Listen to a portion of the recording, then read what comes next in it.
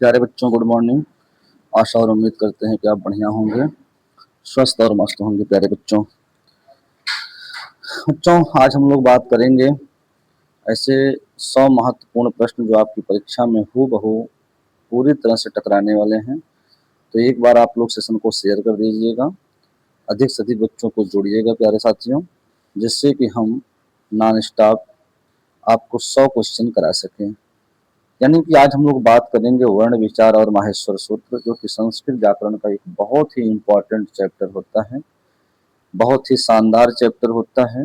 यहाँ से हर वर्ष क्वेश्चन अधिक से अधिक संख्या में पूछे जाते हैं, और इसको बेटा वही बच्चा कर पाता है जिस बच्चे ने बहुत ईमानदारी के साथ चीज़ों को पढ़ा है, जिसने बहुत ईमानदारी के साथ चीज़ों को सीखा है। तो बच्चों, एक बार आप लोग क्या करेंगे, सेशन को शेयर करेंगे, ठीक है।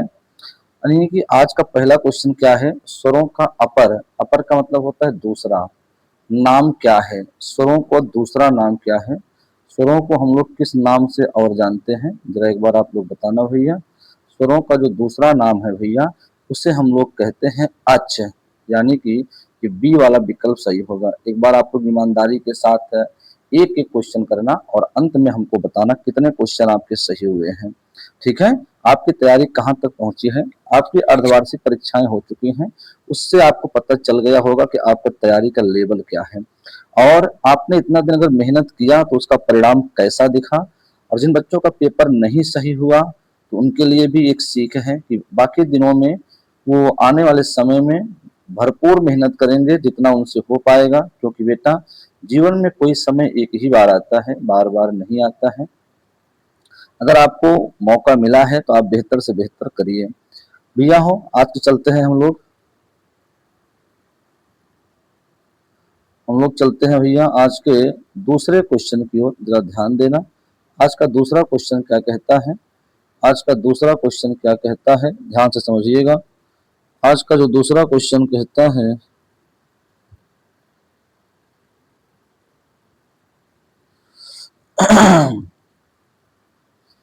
आज का दूसरा क्वेश्चन है, स्वरों को किस प्रत्याहार के अंतर्गत गिना जाता है। भाई स्वरों को हम लोग देखेंगे, ये गिना जाता है अच प्रत्याहार के अंतर्गत। जिस बच्चे को माहेश्वर सूत्र याद होगा, अ इ उड़ रि लि क ए ओंग ऐ उच है वर ट लण, ये मैं बताया था ना।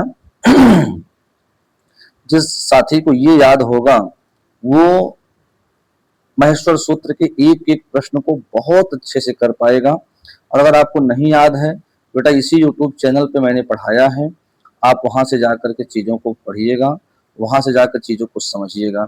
यानी अगर दूसरा क्वेश्चन आपसे पूछा जाए, पेपर में आए और आएगा बेटा कि स्वरों को किस प्रत्याहार के अंतर्गत गिना जाता है, भाई स्वरों को हम लोग अच प्रत्याहार यानी ए वाला विकल्प राइट हो जाता है। हिंदी में हम लोग स्वर कहते हैं और उसी को संस्कृत में हम लोग अच प्रत्याहार कहते हैं, अच स्वर कहते हैं। स्वर संधि का दूसरा नाम है अच, जबकि व्यंजन संधि का दूसरा नाम है हल, ठीक है। आप देखे होंगे कि बहुत सारे शिक्षक आपको संस्कृत व्याकरण की जगह पे हिंदी व्याकरण पढ़ा रहे हैं, और मैंने भी देखा ये हुआ कि आप लोग बताए कि सर आपकी जगह पे कोई दूसरे शिक्षक आए हैं जो संस्कृत पढ़ाएंगे। वैसे तो अब तक मैं जिस संस्थान को छोड़ करके आया उस संस्थान में संस्कृत के टीचर नहीं रहे अब तक, लगभग 8 महीने हो गए, उनको संस्कृत के टीचर नहीं मिले 8 से 9 महीने में। अच्छा, अब बातें होती क्या है प्यारे बच्चों, आपको बताया गया कि दूसरे संस्कृत के टीचर आए हैं, लेकिन मैं कल उनकी क्लास ऐसे अचानक देखने लगा, उसमें वो संस्कृत व्याकरण की जगह हिंदी व्याकरण पढ़ा रहे हैं। उनको ये ज्ञान ही नहीं है कि ये संधि जो पढ़ा रहे हैं वो संधि हिंदी का है कि संस्कृत का है।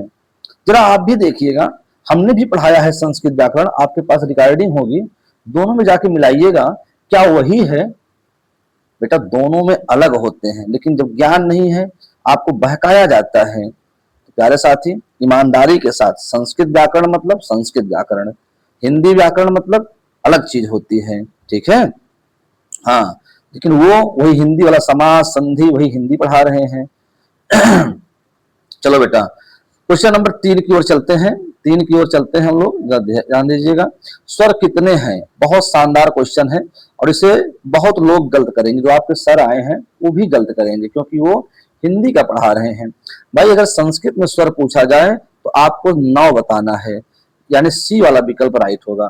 जबकि अगर आपको हिंदी में स्वर पूछा जाए तो आपको 11 बताना है हिंदी में स्वर। भैया दोनों बातें क्लियर हो रही हैं, कोई दिक्कत यहाँ तक नहीं है, ऐसा मैं उम्मीद कर सकता हूं। मूल स्वर कितने होते हैं प्यारे साथी? अब मूल स्वर कितने होते हैं? 8 होते हैं, 2 होते हैं, 4 होते हैं, 5 होते हैं। जरा आप लोग जवाब देना। जो मूल स्वर होते हैं साथी, ये आपके संस्कृत व्याकरण आप लोग पढ़ रहे हैं। क्या पढ़ रहे हैं? देखो ऊपर लिखा है संस्कृत व्याकरण, वर्ण विचार और महेश्वर सूत्र ना। ये आपके जो मूल स्वर होते हैं ये 5 होते हैं आपके किस में? संस्कृत में। जबकि हिंदी में जो होते हैं आपके 4 होते हैं। कौन कौन से 5 होते हैं? ये आपका अ हो गया, आपका ई आ गया, आपका उ आ गया, आपका री आ गया, और बेटा आपका जो ली होता है, इस ली को भी स्वर माना जाता है संस्कृत व्याकरण के अंतर्गत। बात समझ पा रहे हो? हाँ, इतनी बातें जानते रहना एकदम। और हिंदी में पूछा जाए यही 4 अ ई उ री, इसे मूल स्वर, ह्रस्व स्वर, लघु स्वर 3 नामों से जाना जाता है।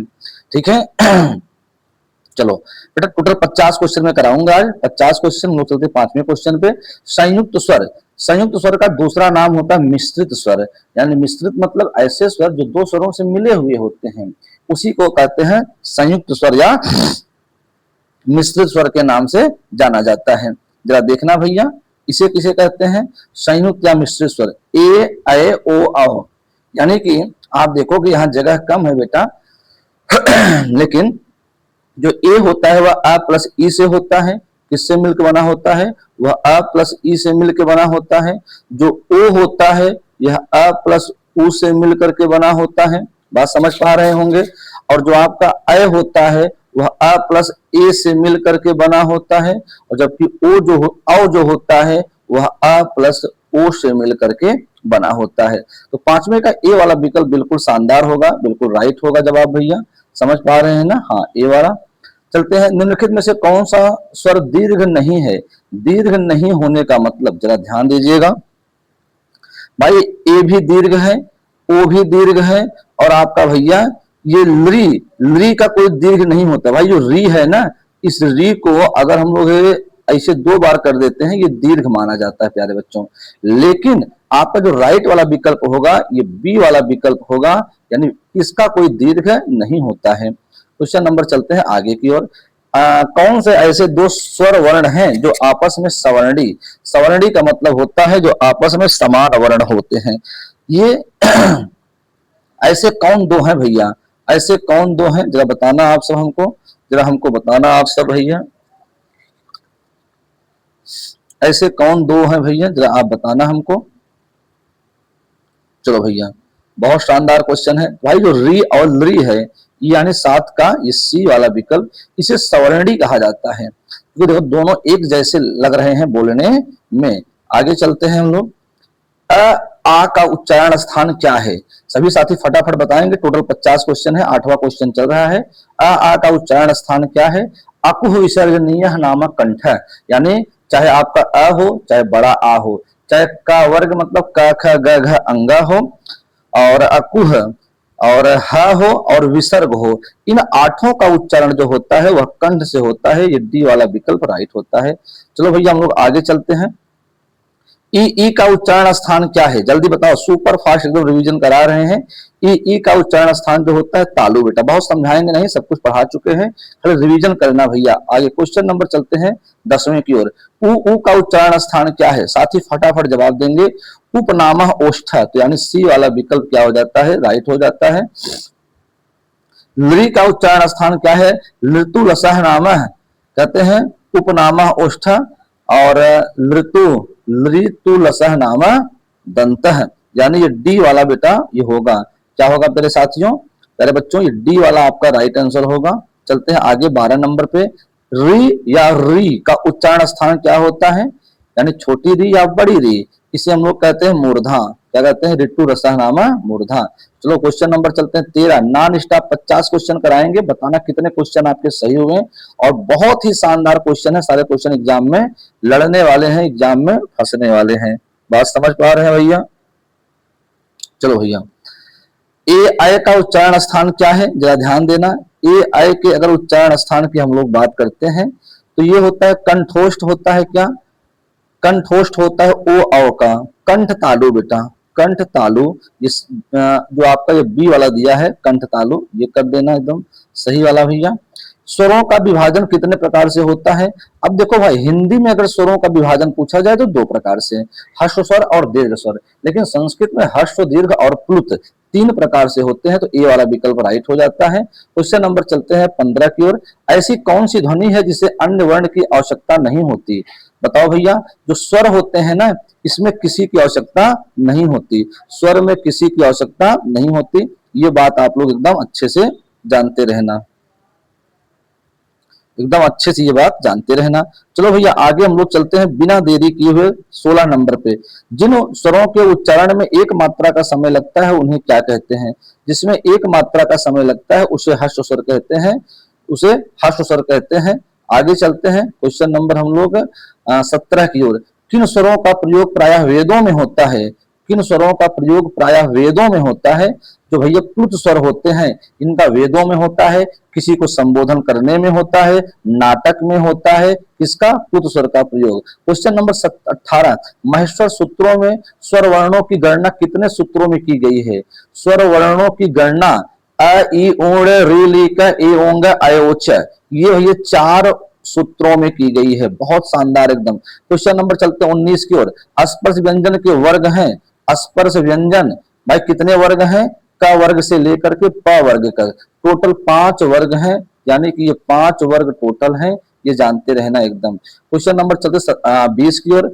ग व्यंजन है, ग व्यंजन क्या है भैया? ये तो भैया ग जो है व्यंजन, ये अंतस्थ व्यंजन है? नहीं, अंतस्थ व्यंजन तो भाई तीनों स और ह होते हैं।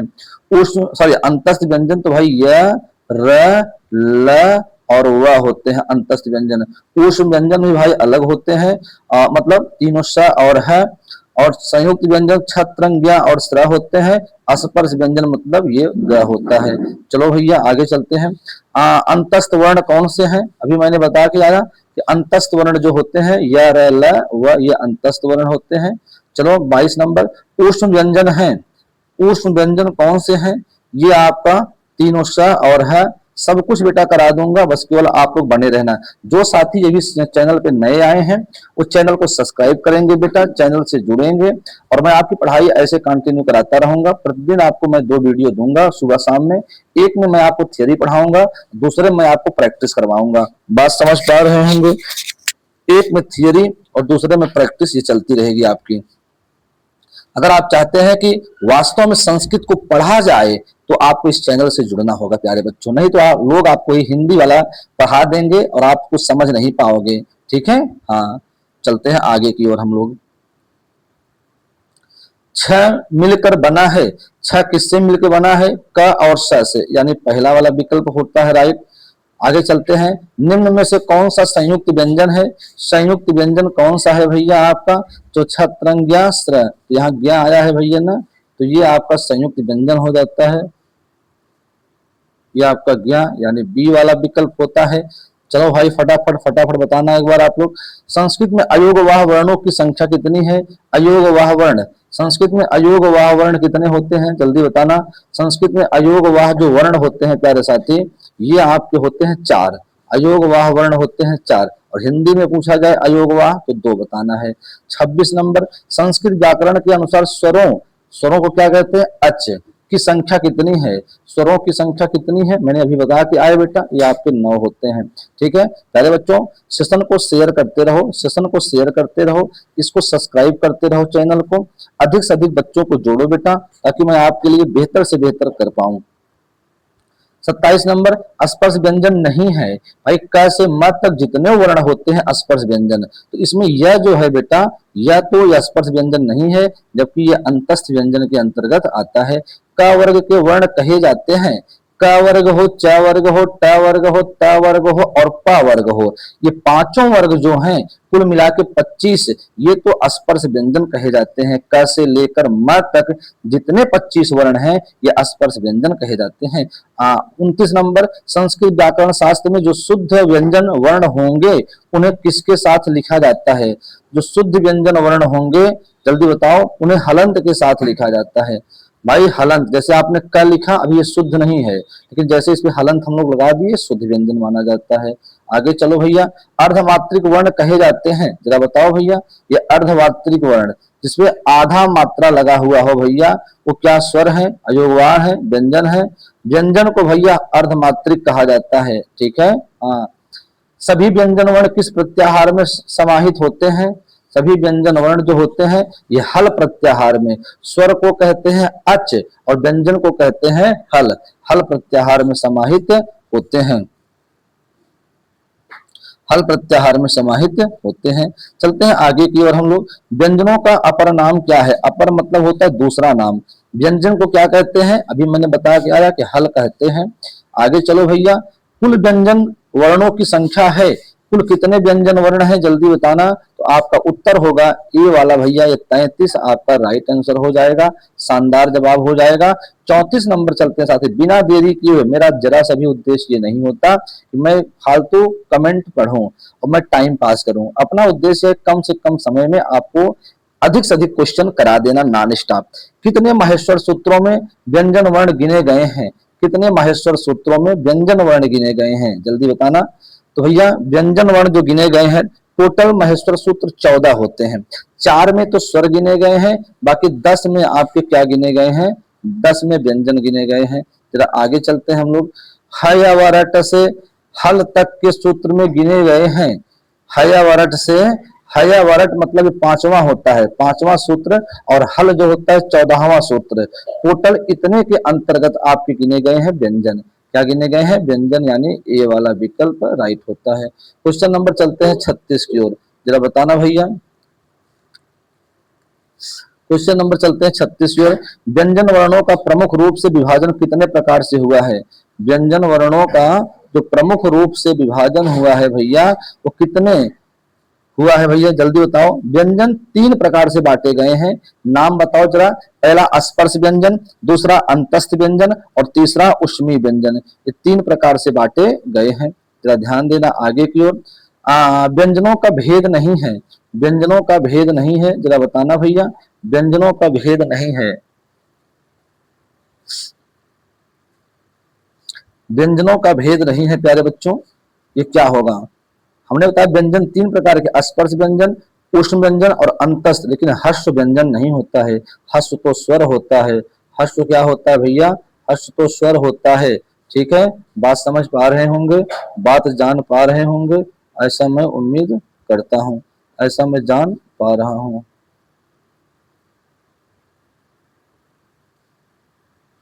हाँ, थोड़ा बेटा पेन चेंज कर लेते हैं हम लोग। ये हर्ष व्यंजन है, हर्ष व्यंजन नहीं होते, हर्ष स्वर होते हैं। चलते हैं आगे की ओर। स्पर्श अंतस्थ ऊष्म के अतिरिक्त भी व्यंजन का भेद माना जाता है। इसके अतिरिक्त भी व्यंजन का भेद कौन माना जाता है भाई? इसके अतिरिक्त भी व्यंजन का भेद कौन माना जाता है, जरा बताना आप।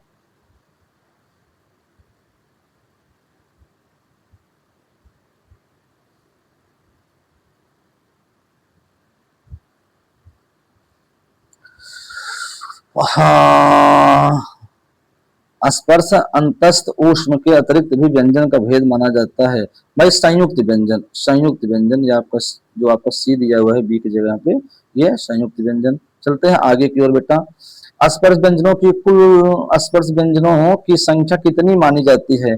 स्पर्श व्यंजन संख्या बेटा 25, क से लेकर म तक। आगे चलो भैया। क से लेकर म तक के वर्ण कहे जाते हैं, क्या कहे जाते हैं भैया? क से लेकर म तक के वर्ण जो स्पर्श व्यंजन कहे जाते हैं, स्पर्श वर्ण कहे जाते हैं। चलते हैं आगे 41। जो वर्ण कंठ, तालु, मूर्धा, दंत आदि स्थानों को स्पर्श करने के बाद उच्चरित होते हैं, इसलिए उन्हें क्या कहते हैं? उन्हें जो कंठ से, तालु से, मूर्धा से, दंत से होते हैं, उन्हें हम लोग कहते हैं स्पर्श व्यंजन। ये वाला विकल्प राइट हो जाता है। 42। अंतस्थ वर्ण किस प्रत्याहार के अंतर्गत आते हैं? अंतस्थ वर्ण जो होते हैं वह किस प्रत्याहार के अंतर्गत, यानी कि वो तो आते हैं भैया यण प्रत्याहार के अंतर्गत, यण प्रत्याहार के अंतर्गत। भाई ये चलते हैं आगे की ओर हम लोग।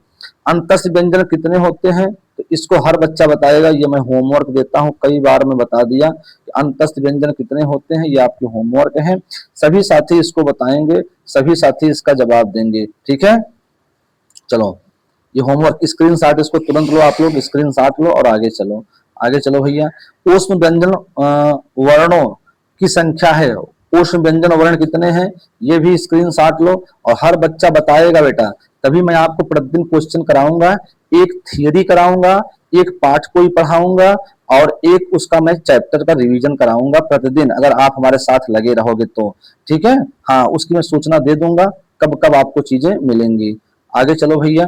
ऊष्म वर्ण किस प्रत्याहार के अंतर्गत आते हैं, जो ऊष्म वर्ण होते हैं भैया ये सल यण अच हल किस प्रत्याहार के अंतर्गत आते हैं, जो सल होते हैं भैया सल के अंतर्गत आते हैं, सल के अंतर्गत आते हैं ऊष्म वर्ण। चलो भैया आगे चलते हैं हम लोग। दो व्यंजन वर्णों के मेल से जो वर्ण बनते हैं उन्हें कहते हैं, बेटा यहाँ वर्णों कर लेना, वर्गों दिया है ना, वर्गों नहीं है प्यारे मुन्ना, ये क्या है, ये वर्णों है, ठीक है। दो व्यंजन वर्णों के मेल से जो वर्ण बनते हैं, जब दो व्यंजन वर्ण, तो उसे भैया संयुक्त व्यंजन कहते हैं। क्या कहते हैं भैया, उसे हम लोग कहते हैं संयुक्त व्यंजन, उसे हम लोग कहते हैं संयुक्त व्यंजन। आओ आगे हम लोग चलते हैं, आगे चलते हैं। मिश्रित या संयुक्त व्यंजन नहीं है, मिश्रित या संयुक्त व्यंजन नहीं है, जरा बताना। मिश्रित या संयुक्त व्यंजन नहीं भाई, प ये थोड़ी है, प तो बेटा स्पर्श व्यंजन के अंतर्गत आता है, प तो स्पर्श व्यंजन के अंतर्गत आता है। चलते हैं आगे की ओर हम लोग देखते हैं। क वर्ग, च वर्ग, ट वर्ग, त वर्ग, प वर्ग को कहा जाता है, इन सबको क्या कहा जाता है, ये भी मैं आपको होमवर्क देता हूं भाई, जितना मैं दे रहा हूं स्क्रीनशॉट लेकर के हर बच्चा कमेंट करेगा, ताकि हमको ये पता चले कि आप लोगों को चीजें पसंद आ रही हैं, आप लोग मेहनत कर रहे हो, आप लोगों को ऐसे बेहतर से बेहतर कंटेंट देना है कम से कम समय में, ठीक है। आगे चलते हैं। अनुस्वार विसर्ग आदि वर्णमाला अर्थात महेश्वर सूत्र में न पढ़े जाने वाले के कारण कहलाते हैं। बताओ भैया, जो महेश्वर सूत्र में नहीं पढ़े जाते हैं उन्हें हम लोग क्या कहते हैं भैया, अयोगवाह, उपध्मानी, जिह्वा मूली, अनुस्वार विसर्ग आदि वर्णमाला अर्थात महेश्वर सूत्र में न पढ़े जाने के कारण, महेश्वर सूत्र में न पढ़े जाने के कारण इनमें से कोई नहीं, जिह्वा मूली, तो भाई ए वाला विकल्प राइट कर लेना, अयोगवाह, अयोगवाह। और आज का बेटा आखिरी क्वेश्चन है, निम्नलिखित में अनुस्वार और विसर्ग युक्त वर्ण है, अनुस्वार और विसर्ग युक्त वर्ण है, ये भी आपका होमवर्क होता है। क्या होता है साथी, ये भी आपका होमवर्क होता है। मैंने अभी जस्ट बता के आया 49 नंबर क्वेश्चन पे, टोटल साथी ये 50 क्वेश्चन मैंने आपको कराए। आप कमेंट में बताना, 2-3 क्वेश्चन आप कमेंट में पूछ रहा हूं, जितने मैं अभी तक आपसे पूछा हूं इनका जवाब आपको देना है, हर प्रश्न का जवाब हर बच्चे को देना है, और उसके बाद क्या करना है, क्लास कैसी लगी ये बताना है आपको, क्लास कैसी लगी ये बताना है आपको भैया, और भैया क्लास कैसी लगी ये तो बताना ही बताना है। और दूसरी बात आपको ये भी बताना है साथी कि आप हमसे क्या चाहते हैं, मैं एक थियरी आपको कराऊं, एक थियरी मतलब कोई चैप्टर एक दिन पढ़ाऊं पूरा, और उसका शाम को मैं आपको क्या करा दूं, उसका शाम को मैं आपको प्रैक्टिस करा दूं। क्या ऐसे ही आप चाहते हैं? अगर बेटा ऐसा ही आप चाहते हैं तो प्लीज हमको बताइए, जो भी आपके मन में हो, जो आप चाहते हो कि ऐसा, तो मैं, ये तो हमारा सलाह था, मैं ऐसा करने वाला हूं, लेकिन अगर आप चाहते हैं कि ये बताएं और समय क्या रखा जाए, किस समय पे क्लासेस की जाए, ये सब जरूर हमको आप बताना। तो प्यारे साथियों, आज के लिए इजाजत दीजिएगा, फिर मैं आपसे मिलता हूं, तब तक के लिए क्या बेटा, तब तक के लिए मैं आपसे कहूंगा कि यही जज्बा रहा तो मुश्किलों का हल भी निकलेगा, जमी बंजर हुई तो क्या वहीं से जल भी निकलेगा, न घबराना और ना मायूस होना, इस अंधेरे से मेरे साथी, इन्हीं रातों के दामन से सुनहरा कल भी निकलेगा। जय हिंद, जय भारत।